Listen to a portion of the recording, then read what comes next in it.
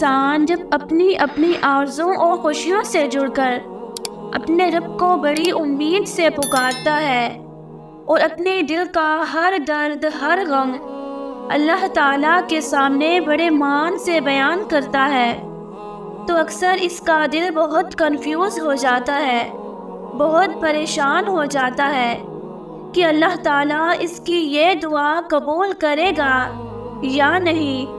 تو یاد رکھیں کہ اللہ تعالیٰ جب تمہاری دعاؤں پر راضی ہونے لگتا ہے تو کچھ ایسی نشانیاں بھی ضرور ظاہر ہوتی ہیں۔ جب انسان اپنے طرز عمل کو بدلنے کے لیے بے قرار ہو جائے تو یہ اس بات کی طرف ایک بڑی نشانی ہے کہ اللہ رب العزت نے اسے چن لیا ہے۔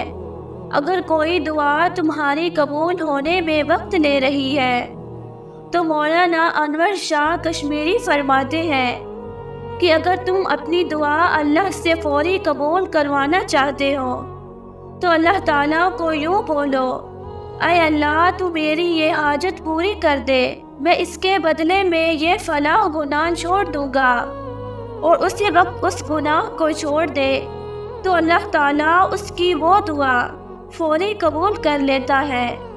اگر تم کسی دعا کی قبولیات کا شدت سے انتظار کر رہے ہو تو جان لو نبی کریم صلی اللہ علیہ وآلہ وسلم نے فرمایا کہ تمہارا رب بہت حیا والا ہے۔ اس کو حیا آتی ہے کہ جب کوئی اس کا بندہ دعا کے لیے ہاتھ اٹھائے اور وہ اسے خالی ہاتھ لوٹا دے۔ جان لو تمہارا رب بہت حیا والا ہے، اس انسان کو کبھی خالی ہاتھ نہیں لوٹاتا۔ تو جب تم غم سے نڈھال ہو جاتے ہو یا پھر امیدوں کے دیپ بجھ رہے ہو یا پھر صبر کرتے کرتے تھک چکے ہو، یہی وہ وقت ہوتا ہے جب تمہاری دعا قبول ہونے کے قریب ہوتی ہے۔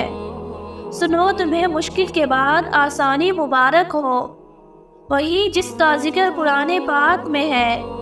جاننا چاہتے ہو اللہ تعالیٰ کن لوگوں کی دعا فوری قبول فرما لیتا ہے؟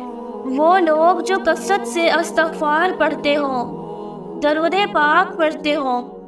اللہ تعالیٰ ان لوگوں کی دعا فوری قبول فرما لیتا ہے۔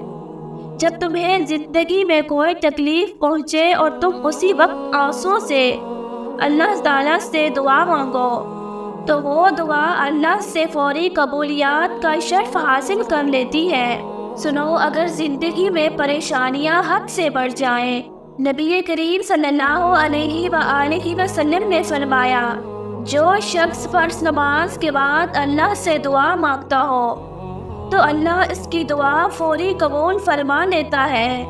اگر تم بار بار اللہ سے ایک ہی دعا کی درخواست کر رہے ہو تو یہ ایک بڑی خاص نشانی ہے کہ اللہ تعالیٰ اس دعا کو ضرور قبول فرماتا ہے، کیونکہ اس دعا کی توفیق اللہ تعالیٰ خود دے رہا ہوتا ہے۔ سنو، اگر تم اپنی دعاؤں کو قبول کروانا چاہتے ہو تو دعا کی طاقت کو کبھی بھی انڈر اسٹیمیٹ مت کرنا۔ اس دعا کا سفر تب تک چلائے رکھنا جب تک اللہ کن نہ کہہ دے، دعا مانگتے رہو، کیونکہ جب تم بار بار اللہ سے شدت سے دعا مانگتے ہو تو اللہ تعالیٰ تمہاری چاہت میں بہتری کی گنجائش نکال ہی لیتا ہے۔ پھر چاہے وہ چیز ہو یا کھوئے ہوئے لوگ، سب واپس مل جاتے ہیں۔